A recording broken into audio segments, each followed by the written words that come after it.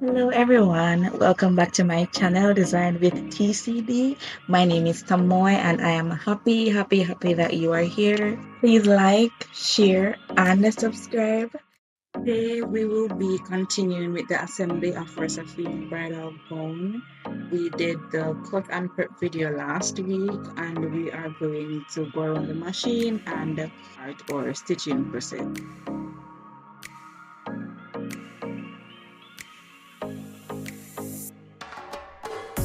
We are going to go ahead and stitch all our pinned pieces together, and this process is going to be very quick because we already pinned everything together in our last video. So we will not need to be mashing pieces together because we would have already done that. So we're just going to stitch, and after we stitch we are going to press our pieces.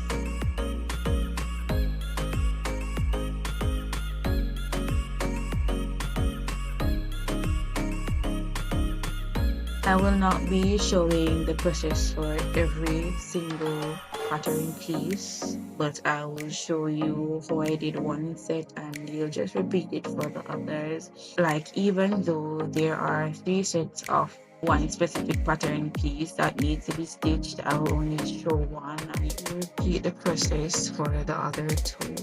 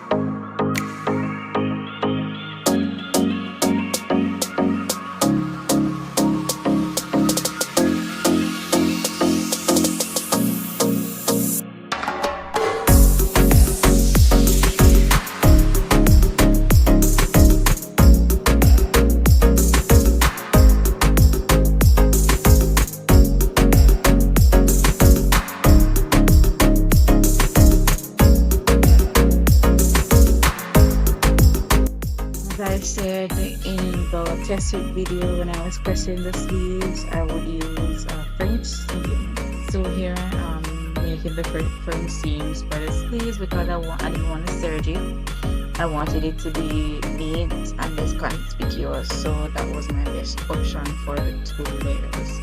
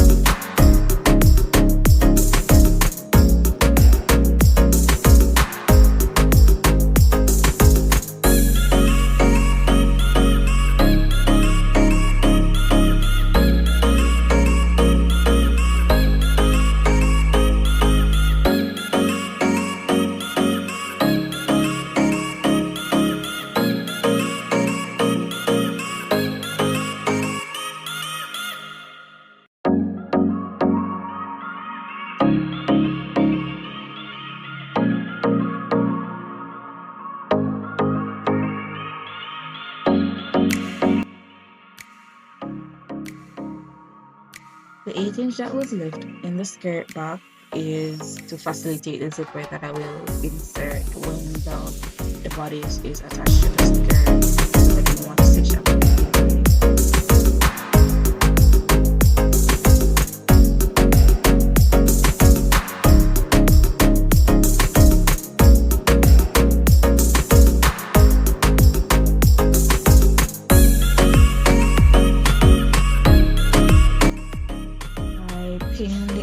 Day for the center back because I didn't want it to be shifting about. I wanted to ensure that I was stitching it accurately, and while I was stitching it I realized that I needed to remove more bead from the allowance for my my pressure foot to stitch in the seam allowance pattern.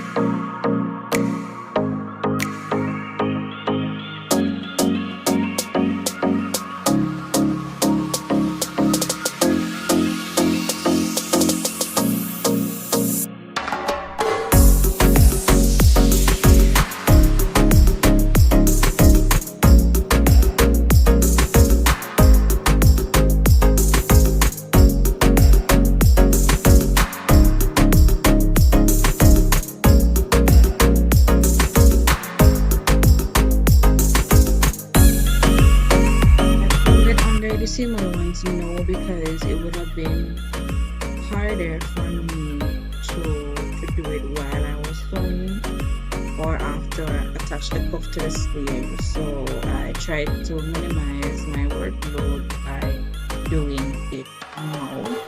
I also did the color the same way.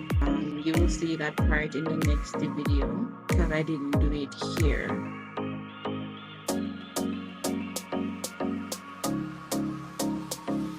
I was very careful to ensure that I had a pair of sleeves because there's a front and the back of the sleeve for the on-side, and I pressed the allowance to the back of the sleeve as you would do with another allowance, even though it's a French seam, and I pressed the remaining pattern pieces as I did in the test fit video, and the only difference is that I pressed the side seam towards the back.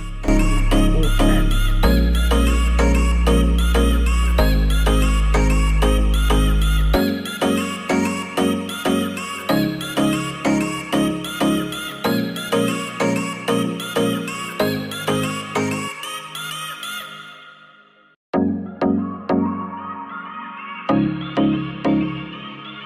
I will press the side seam allowance of the lining skirt and the main skirt closed. I will serge it as is, and I will serge the center back seam of the lining, the main skirt open as they were pressed. I wanted to press it first because sometimes when I serge and then press, the serging imprint on the outer fabric, and I did not want it to be so revealing that it was serged and then pressed.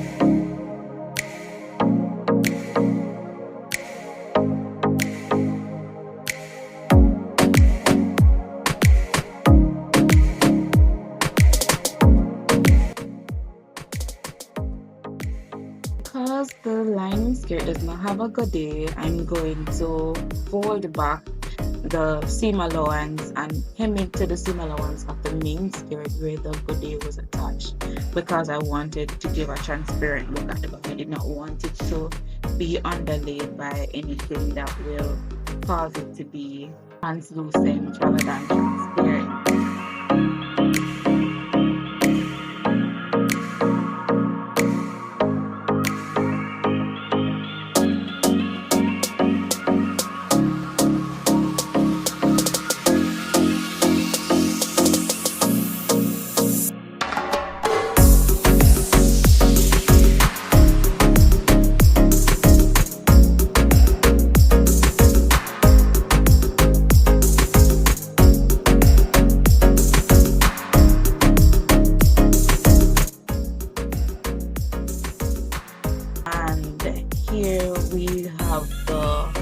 pinned dress. I did not attach the waist or I didn't do anything else. I just pinned them together and showing how it will look when it's actually stitched together.